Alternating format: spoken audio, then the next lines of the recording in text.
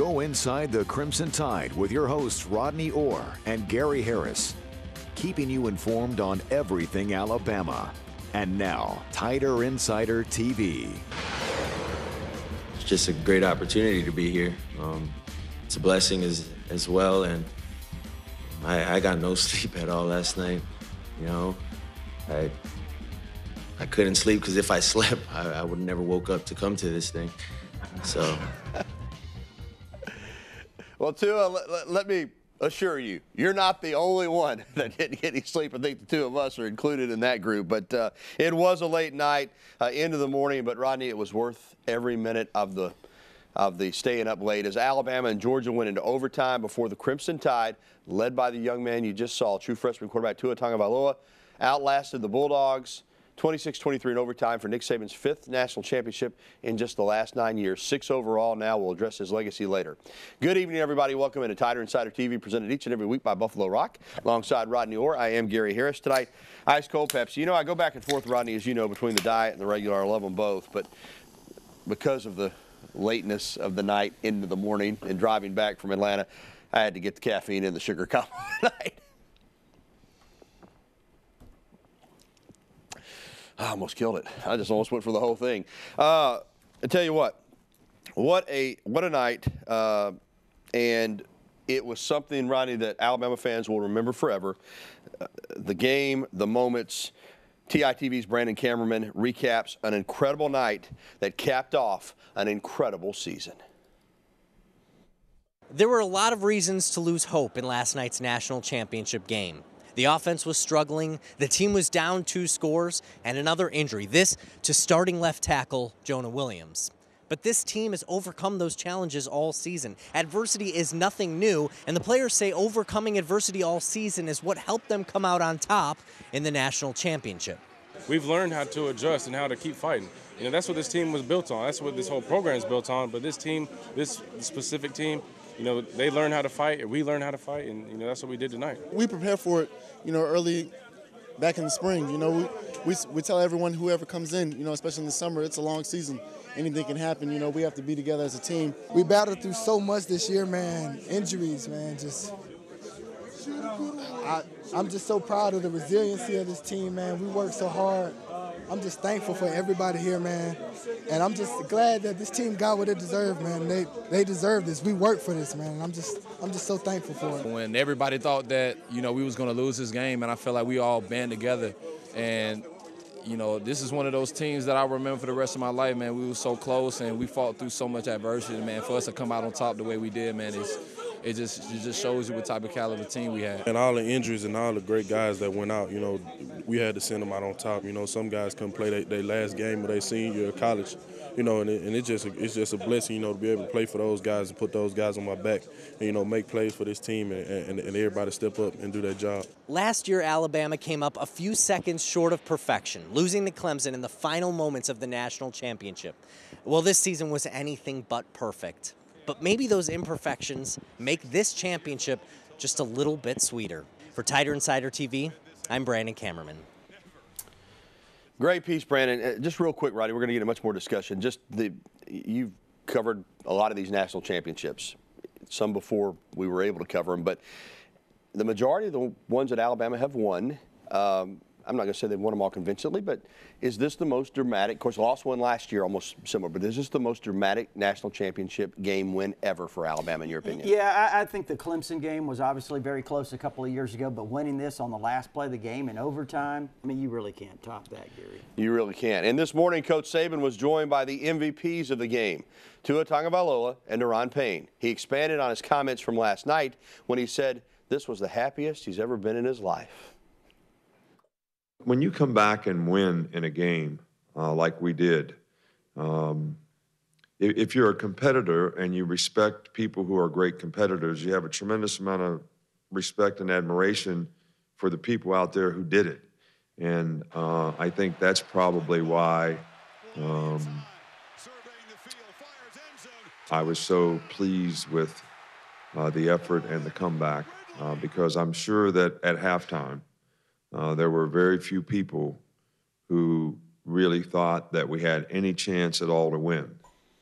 I'm not one of those people. I thought they still had a chance, and they did. Still to come on Tider Insider Television, a couple high school All-American games to recap. Alabama signees shining on the big stage. Plus, we go in depth on the Tide's remarkable comeback. Is Tua the future at quarterback now? And did Nick Saban pass Coach Bryant as the greatest college football coach in history? Rodney will expand on those issues with me. And also your phone calls, emails, and tweets, as always. 205-348-WVUA, 348-9882. That's the number. TITV at WVUA23.com is the email address, or tweet at us using the hashtag TITV. We want to hear from you tonight. We're going to have a lot of time to get some calls in, so give us a ring now and get on hold so we can talk to you. We'll be back after this.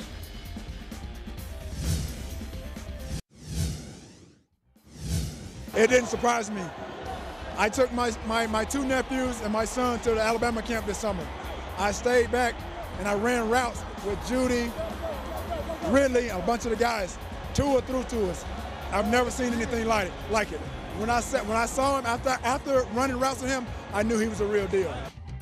Now, that's one of the greatest receivers in the history of the National Football League. How he's not in the Hall of Fame, I don't know, the Pro Football Hall of Fame. Terrell Owens from Alex City praising Alabama freshman wide receivers and freshman quarterback Tua Tagovailoa. Welcome back to Tider Insider TV alongside Rodney Orr. I'm Gary Harris. All right, Rodney, let me bring you in. And we're going to discuss the game, but everything right now, because of the way it played out, does have to start with Tua Tagovailoa. Certainly we had seen his talent on display, but those were in games where Alabama has, had already put a big margin of score between themselves and the opponent. He was never in a pressure situation, really didn't play down the stretch. And then, because I always said, Nick Saban does everything he can to win the game. At halftime, Coach Saban felt like they had to make the move.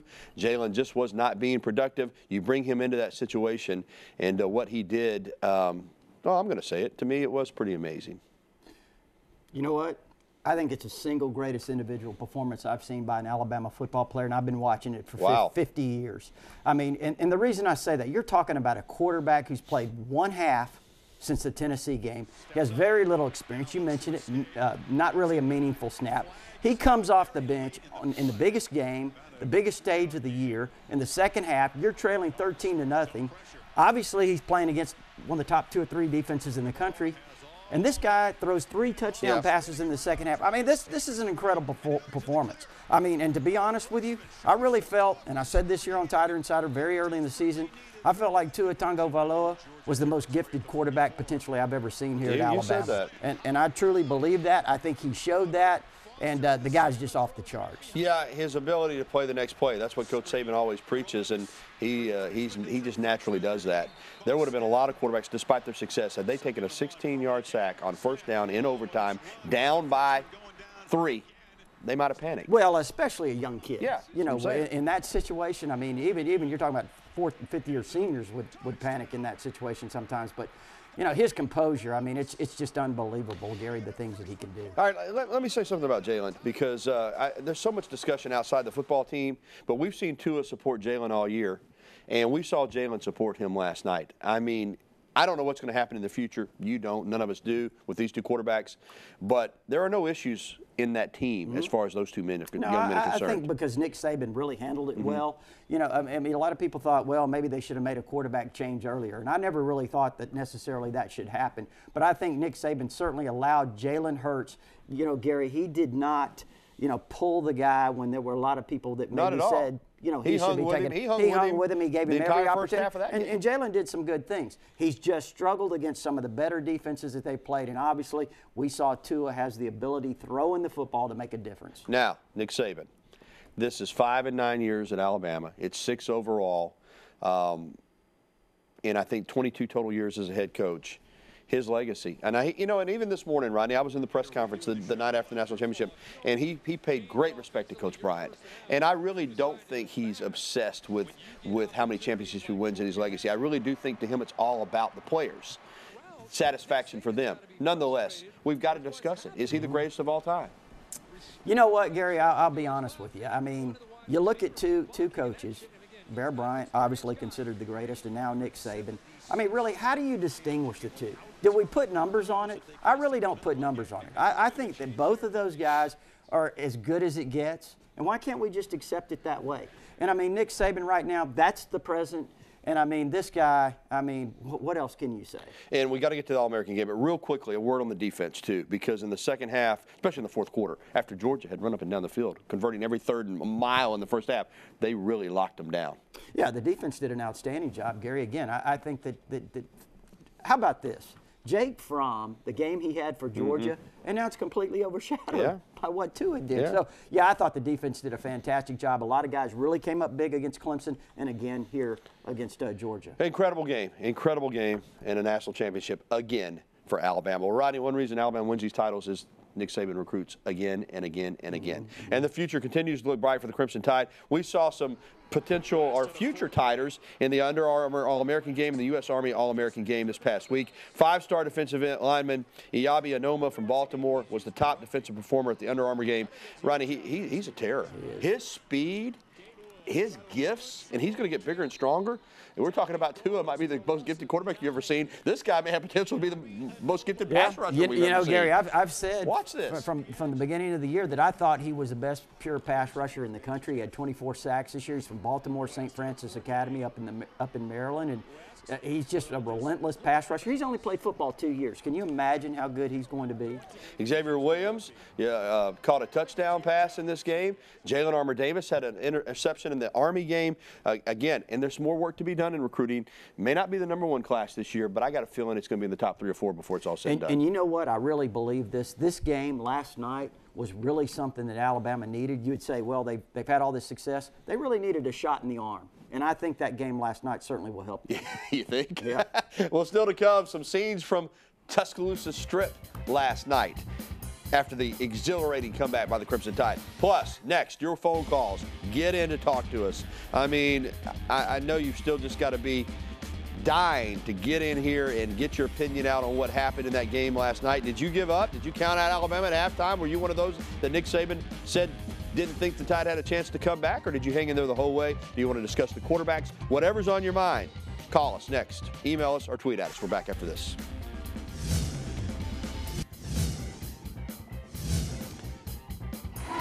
Might be tougher to get your timing down with the short. All right, there are more scenes from that Under Armour All-American game. There's Xavier Williams. He's going to be a good player. And here's what was going on last night on the University Strip. You talk about Party Central. The students were back. Look at this, Rodney. I mean, you know, it was awesome. Fans celebrating, singing, "We Are the Champions," because the Crimson Tide obviously is the champion of college football. An incredible sight to behold last night here on the University of Alabama Strip. All right, let's get right to the phone lines. As always, sponsored by Daniel Moore's New Life Art. First up on the New Life Art hotline is our pal Sammy up there in Walker County. Hey, Sammy. Hey, Gary, Rodney, thanks.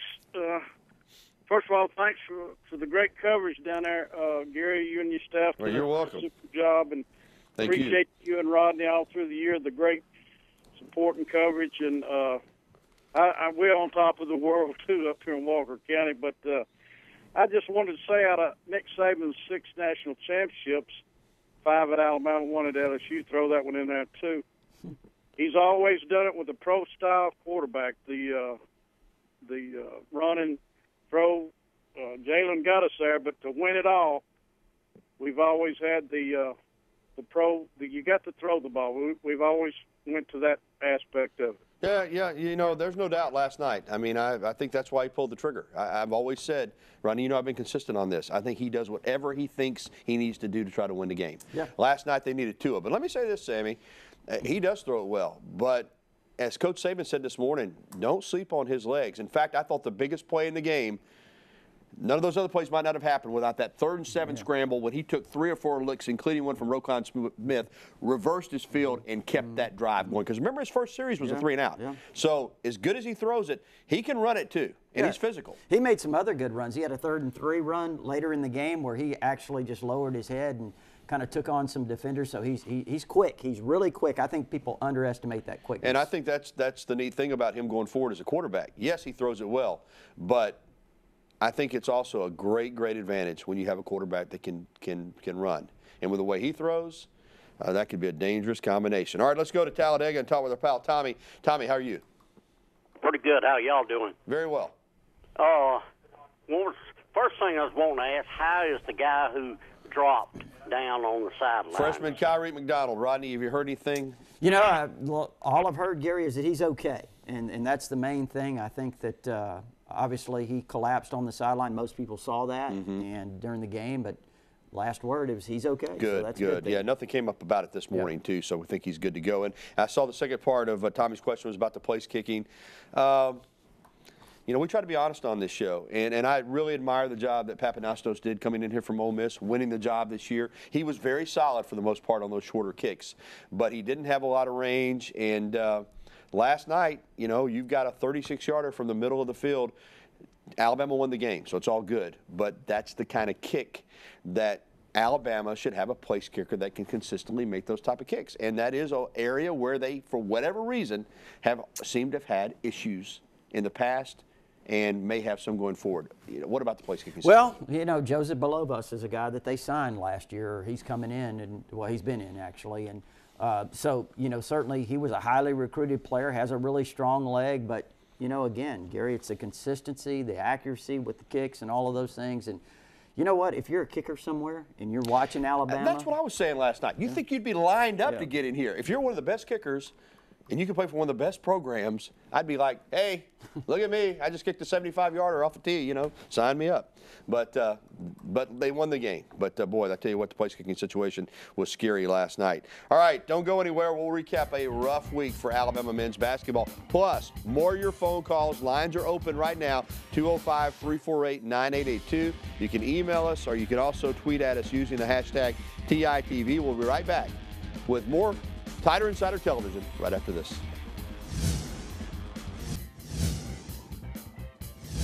You know, 4 days after losing a road game at Vanderbilt, Alabama got absolutely wiped out in Athens on Saturday. The Bulldogs might not win the football game. They won this one. Bama down by 20 at the half. They got rolled 65-46. They dropped to 9-6 on the season, 1-2 in the SEC. They're hosting South Carolina right now as we speak in a game that they really need to win at Coleman Coliseum. Highlights tonight on the news at 10. All right, we'll get back to the Daniel Moore New Life Art Hotline in just a moment. But first, we've got an email from Larry.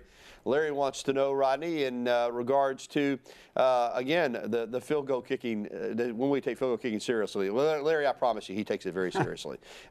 You know, they did sign, when Adam Griffith came out, he was the #1 kicker in the country. That's why they took him ahead of Daniel Carlson. And he had a solid career. It's not like the kicking's been awful. It's just, I think, in comparison to where everything else seems to be in this program, kicking does seem to trail just a little bit. It hasn't been dependable consistently, right. I think. But, you know, I thought Adam Griffith obviously struggled through a lot of injuries throughout his career. And let's don't forget, he made some really big kicks, and certainly he has one of the memorable plays of all time with that onside kick against Clemson. But Joseph Belovas, the true freshman, Gary, you know, he's a guy that was a high school All-American. I mean, he was a kicker in the All-American game last year, hit a 49-yarder. So, you know, we'll see. Hopefully he can be that guy. Yeah, in fact, the game Griffith had in 2015 at Auburn, he might have been the star of that game with 5 field goals. All right, let's take a tweet from Shane Dowdle. As of now, how many juniors will come back for their senior season that you know of? Well, let's do it like this. Let's talk about the ones that we think are going to come out. On defense, Mika's going to come out. I'm pretty confident about that. Deron Payne and I think Ronnie Harrison. I think on offense, Calvin Ridley. And I also think when it's all said and done, Bo Scarborough and Damian Harris will go as well. Yeah. Those are 6 that I think are going to come out. There might be 1 or 2 more, but that sounds pretty solid right there, doesn't it, Rob? I think that's the list. Now, there's been some chatter, about if you listen to the internet, maybe Isaiah Buggs, defensive lineman. I don't think Isaiah Buggs needs to come out. I don't think he's ready. Because I'll say this. I think he's going to be an outstanding pro player, but I think another year, you know, he could be an All-American player and certainly up his stock. Yeah, 1 more year. And Coach Saban will be honest with those guys. If he thinks they're ready, he tells them. If he doesn't, he tells them that as well. All right, let's go to our pal CB here in Tuscaloosa. CB, what's up, my man? No, doing all right, fine. Big night for Alabama football, great win. I tell you, it was something. One disappointing thing, though, and I hate to bring it up, but people was calling me about this player, 48, Brown. I don't know what his name was, but of course, he hit a Georgia player, and then he got on the sideline. I thought he was going to try to whip all the players or the coaches.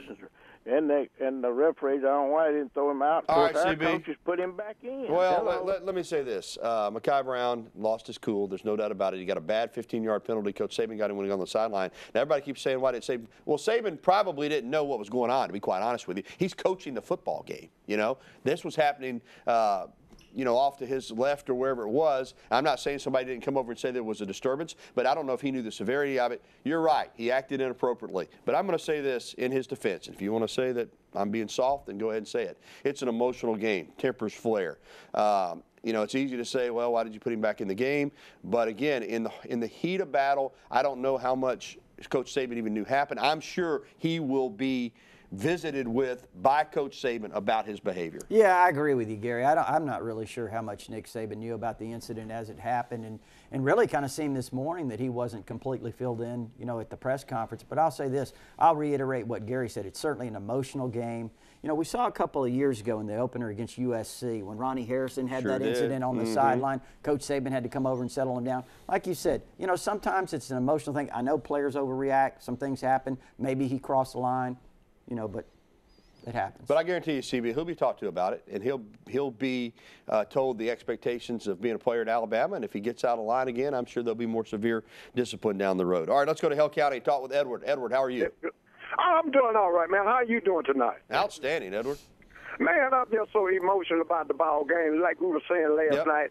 All the interruptions, all the miscellaneous, but all things. One thing, a team with a team, but we wanted to follow up and picked up. And we liked it. Gave him a hurt ass. He was short and couldn't get him over because Kirby Small had the number of what he was going to do, but they didn't know what the number of 13 was going to do, man, and that was supply. Just think we got a junior team, the big old guard, the big tackle, quarterback, and the wide receivers, all. Yeah, Edward, you're on to something. We talked so much about Tua. We failed to mention that Alex Leatherwood was in there at left tackle because Jonah went down.